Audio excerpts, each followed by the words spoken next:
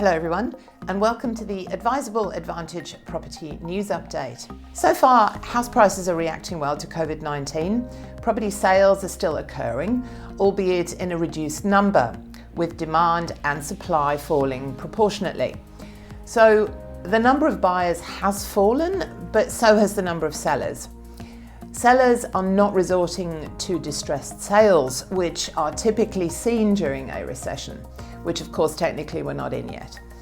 Since governments began lifting COVID-19 restrictions, the property market has responded with a rise in the number of new properties being advertised for sale on realestate.com. According to figures by CoreLogic, Australia's national house price average saw a drop of 0.4% over the month of May, representing the first monthly drop in property values since June last year. Darwin recorded the largest monthly fall of 1.6%, followed by Melbourne at 0.9%. But the national average drop of 0.4% means the damage to the property market has been less than many so-called experts had anticipated. With restrictive policies being progressively lifted or relaxed, the downward trajectory of housing values could be milder than many first expected. CoreLogic's head of research, Tim Lawless, said that considering the weak economic conditions associated with the pandemic, a fall of less than 0.5% in housing values over the month shows that the market has remained resilient to a material correction. Now, we may all recall that just a couple of weeks ago, the Commonwealth Bank was predicting house price falls of as high as 32%.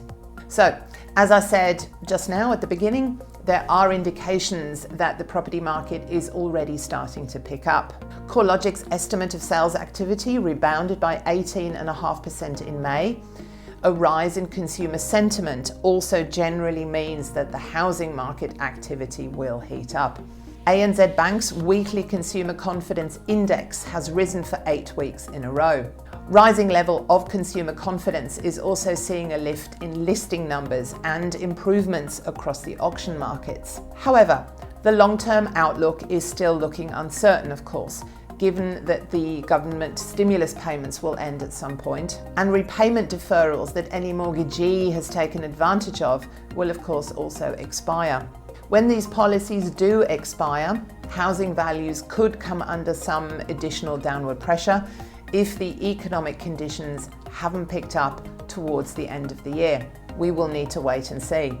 There has also been some differences in the regional property markets compared with the capital cities. The capital cities have shown themselves to be a little less resilient to property value falls than regional areas. This may surprise some people. Month-on-month house values in regional areas have remained flat, while Australia's capital cities combined, as we saw, showed a drop of 0.4%. In terms of the rentals, this really has, in our experience, certainly just been business as usual in many markets across Australia, with the usual strong fundamentals that we advocate. At Adviseable, we recently purchased a house in Adelaide for one of our clients, and the rental listing went online on a Thursday. We received applications straight away, even before the first open home was conducted. We had 16 groups through the property, with 12 groups showing genuine interest. We received 3 applications pretty much straight away, and of course one of those has now been accepted. In other news today, Scott Morrison has announced a $25,000 cash grant for new home builders and renovators. Now, you will only qualify for this cash grant if you're spending $150,000 or more on a renovation and you meet an income test. Swimming pools, tennis courts, and projects like that do not qualify. So if you are renovating an existing property, it needs to have been previously valued at less than 1.5 million. The scheme for new homes to be called HomeBuilder, the value of the property must be $750,000 or less, and you also need to meet the income test to qualify for the cash. In other news from around the country, restrictions on numbers at Brisbane auctions and inspections eased. The number of people allowed at auctions and open for inspections in Queensland will be increased from 10 to 20. And these social distancing restrictions have been eased a lot earlier than expected. The Queensland Premier announced on Sunday that restrictions allowing only 10 people to gather would be changed to 20 from June the 1st, which, as I just said, is happening a lot earlier than the original deadline of June the 12th. For now, of course, the borders remain closed to interstate buyers wanting to inspect property, which is, of course, frustrating a lot of sales agents.